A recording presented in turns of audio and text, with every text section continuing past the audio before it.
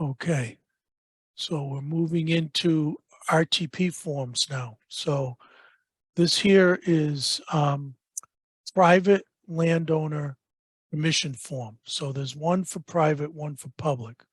I'm going to go through the private one first. So in this case, the key to this is giving the landowner notice about how long this trail is going to be open. This is something new that started a few years back.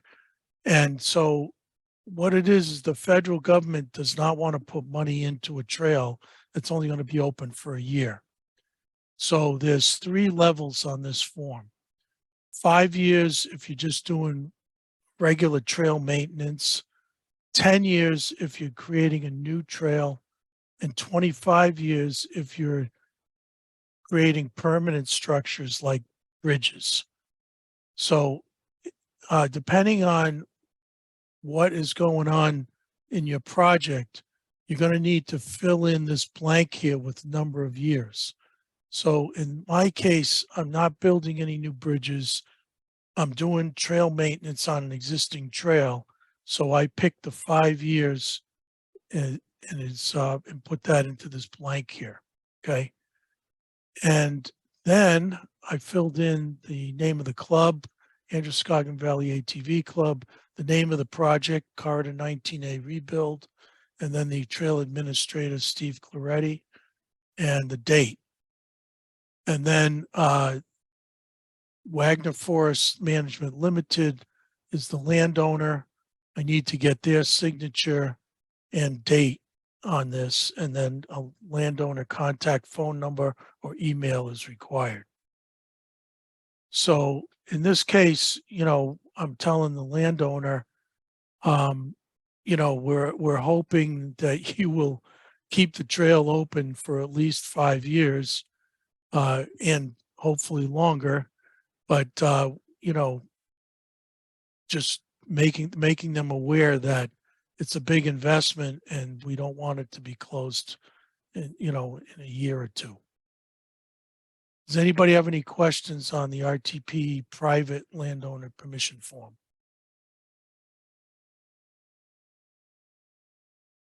Okay, let's look at the public one now. So this is RTP public landowner permission form. Again, club name, project name, trail administrator, that's all the same.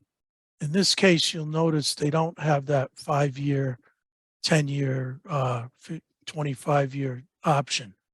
And that's basically because it's public land, and usually when you're getting permission on public land, it's an indefinite period of time. So in this case, State of New Hampshire, Jericho Mountain State Park is the name of the public land. My contact is Clint Savage. He's the District 1 supervisor for the Bureau of Trails. And that's his contact phone number.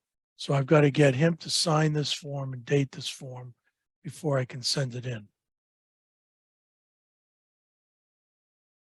Any questions on this form? Okay. All right, so now we're going to look at the grant and aid project permission form. So this here starts out with club name and then project number. Now, if you've never done a grant and aid before, you can have multiple projects, but they want them to be numbered P1, P2, P3, P4. And each project has its own little budget that you have to submit. So in the grant and aid form, I'm going to show you this later on. You have to make, if you only have a P1 project, then you can use the pages that there's 2 pages for for the project that basically has your budget information on it.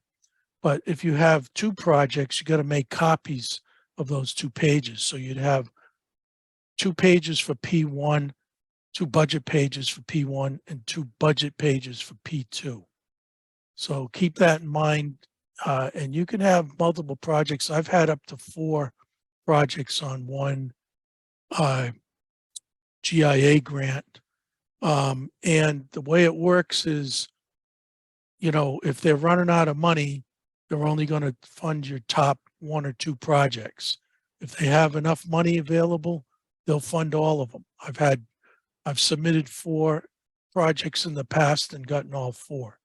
So it just depends on who's asking for what, how much money they're asking for, and how much is left over, whether you get your P2s, your P3s, and your P4s. Okay, in this case, again, we're on state of New Hampshire property.